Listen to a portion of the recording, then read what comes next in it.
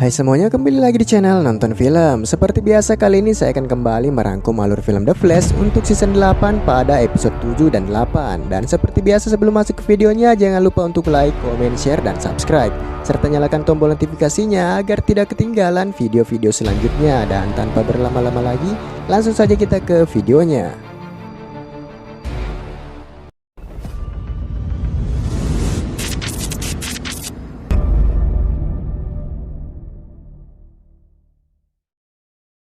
Awal episode dimulai dengan terjadinya tindak kriminal di mana-mana yang tentu saja sebagai pelindung kota Central City, The Flash mampu menghentikan mereka secara bersamaan dalam waktu yang bersamaan dan membawa mereka menuju kantor kepolisian untuk ditangani lebih lanjut.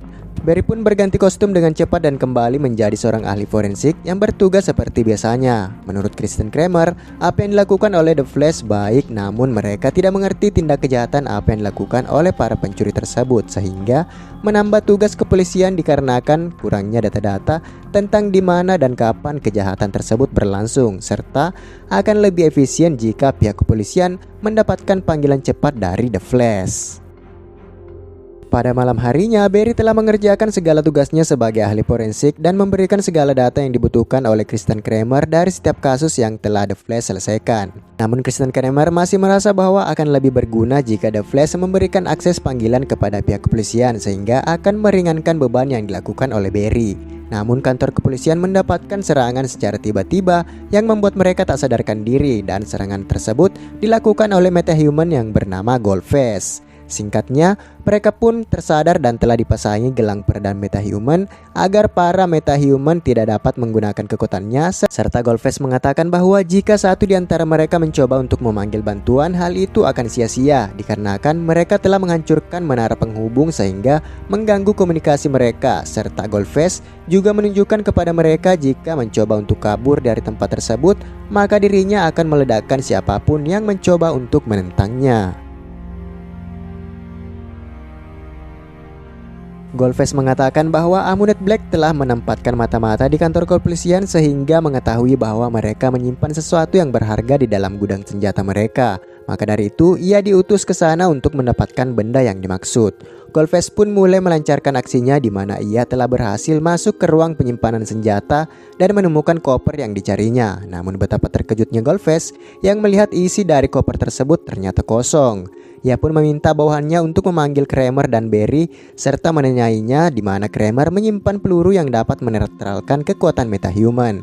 Ia membutuhkan peluru tersebut untuk dijual kembali sehingga akan menguntungkan baginya yang sebagai pedagang senjata berbahaya. Dan jika Kramer menolak untuk mengatakan di mana senjata tersebut, maka ia akan membunuh Barry sebagai ancaman untuk Kramer. Di saat situasi yang sangat buruk, Barry bertindak dengan cepat dan mengatakan bahwa ia dapat membantu mereka menemukan dan melacak di mana letak dari peluru tersebut, dan ia akan membuatkan alat pelacaknya di lab miliknya sehingga mempermudah mereka. Goldface pun percaya dengan apa yang dikatakan oleh Barry, namun tetap mewaspadainya jika saja Barry berniat untuk kabur. Barry pun mulai membuat alat tersebut dan bersamaan dengan itu Goldface mendapatkan panggilan masuk dari Amunet Black sehingga membuat Barry memiliki waktu untuk merencanakan sesuatu agar dirinya dapat lolos dari tempat tersebut dan menggunakan kekuatannya. Untuk mempercepat kerja Barry, Goldface membawa Kramer dan mengancam Barry agar segera menyelesaikan alat pelacak tersebut. Dan secara bersamaan Barry telah menyelesaikannya dan hal tak terduga pun terjadi. Time's up, waster. No, oh, wait. Scanner's done. Right here. Look, he's in. Come on, we gotta go. Come on. Find them. Mereka pun kabur dan masuk ke dalam ruang penyimpanan barang sitaan dan mencari sesuatu agar dapat melepas gelang tersebut. Namun yang tidak disadari oleh Kramer, gelangnya telah berubah menjadi emas akibat kekuatan dari dirinya yang tanpa sengaja meniru kekuatan Goldface. Barry yang melihat kesempatan tersebut menyarankan Kramer untuk melawan Goldface dengan kekuatannya sendiri. Namun ternyata Kramer menolak apa yang dikatakan oleh Barry. Kramer berdalih bahwa ia tidak dapat mengontrol kekuatannya sehingga membuatnya takut apabila sesuatu terjadi di luar dari dugaannya dan tidak ada yang dapat mengajarinya menggunakan kekuatannya. Dan bersamaan dengan itu akhirnya Barry mengetahui alasan Kramer menginginkan panggilan darurat untuk The Flash, yaitu agar dirinya dapat meminta The Flash mengajarinya menggunakan kekuatannya.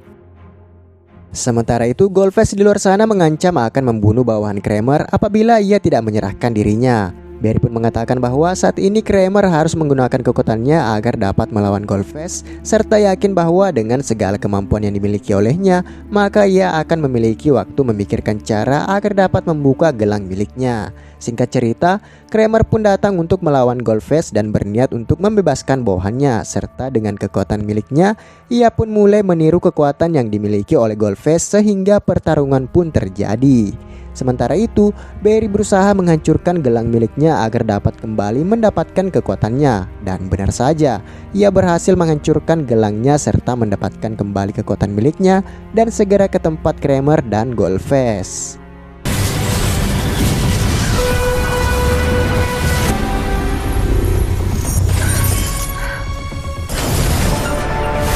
Sorry, I'm late, everyone. I got him out just in time, thanks to you. Pada keesokan harinya setelah kejadian tersebut, Barry memuji keberanian dari Kramer yang berhasil menaklukkan ketakutannya untuk menggunakan kekuatannya. Ia juga berterima kasih kepada Barry yang telah memotivasinya serta faktanya peluru yang dicari oleh Goldface telah ia pindahkan ke pihak Argus sehingga peluru tersebut aman dari serangan apapun dan mereka pun kembali ke pekerjaan masing-masing.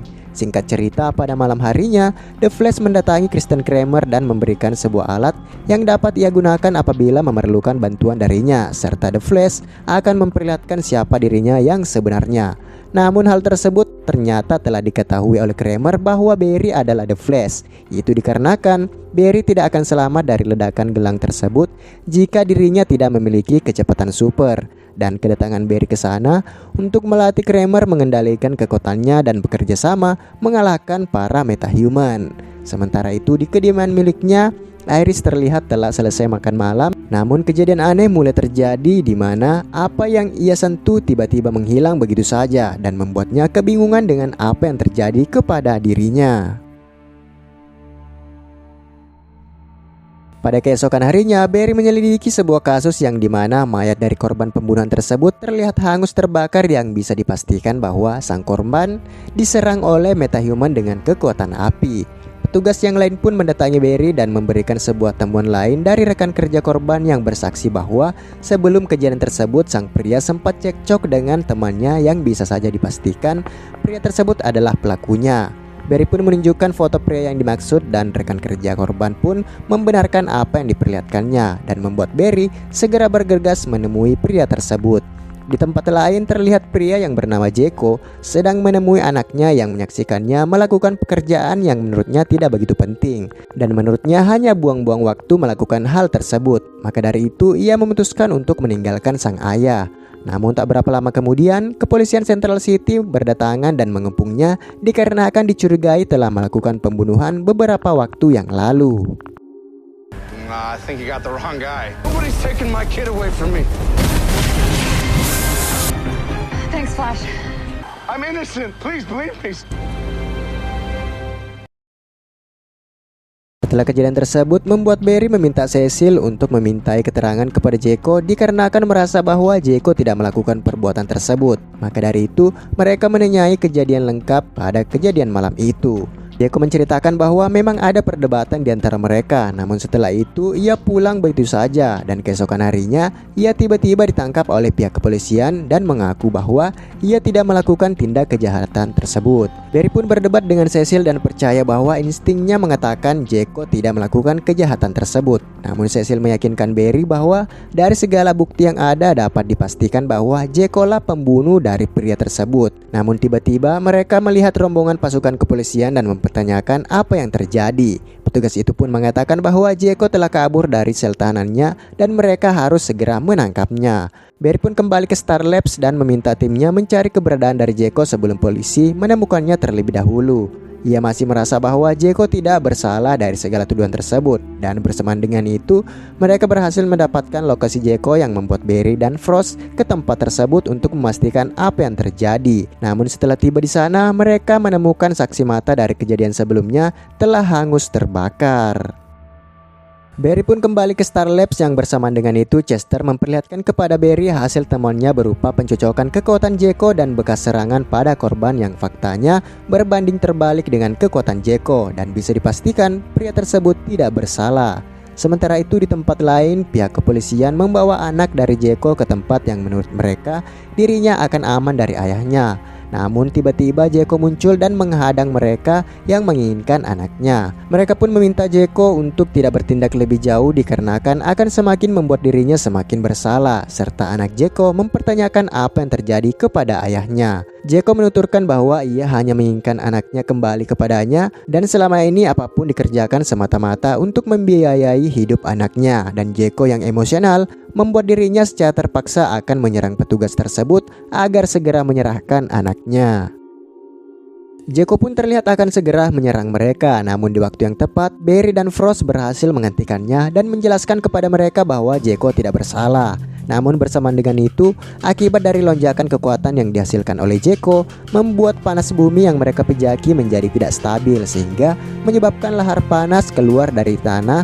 Dan akibat dari lonjakan tersebut dapat membuat Central City dibanjiri magma panas. Mereka pun berusaha untuk mencegah hal tersebut agar tak semakin menyebar ke Central City. Barry pun memiliki ide di mana ia akan masuk ke inti bumi untuk mengubah jalur panas magma tersebut ke arah mereka dan meminta Jeko untuk menyerap kekuatan panas yang akan ia bawa keluar sehingga dapat mencegah kerusakan yang lebih parah di Central City.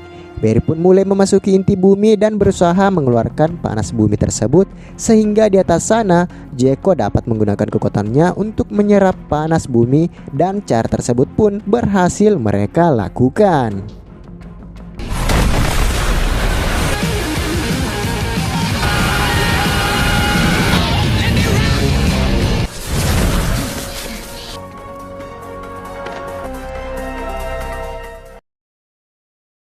Pada malam harinya setelah kejadian tersebut, pihak jaksa telah memutuskan bahwa Jeko tidak bersalah dan memiliki hak asuh kepada anaknya dan terbebas dari segala tuduhan. Ia pun berterima kasih kepada mereka berdua karena telah membantunya menemukan bukti-bukti bahwa dirinya tak bersalah. Dan tak berapa lama kemudian sang anak pun datang menemui ayahnya dan mereka berdua pun keluar makan malam bersama untuk kembali membangun hubungan antara ayah dan anak sebagaimana semestinya. Setelah kasus tersebut selesai, mereka pun berkumpul di kediaman Kapten Joe dan mulai bercerita tentang kenangan mereka bersama dengan ayah Barry, yaitu Henry Allen, yang pada hari itu tepat perayaan hari ulang tahun ayah Barry. Setiap kenangan yang mereka buat dengan Henry Allen memiliki kesan masing-masing dan mereka tidak akan pernah melupakannya. Singkat cerita, pada keesokan harinya di Star Labs, mereka masih belum menemukan siapa pelaku dari kejadian tersebut yang menyebabkan para korban mati terbakar. Dan mereka akan menyelidiki dan mengungkap siapa pembunuhnya. Dan seperti biasa, film pun bersambung.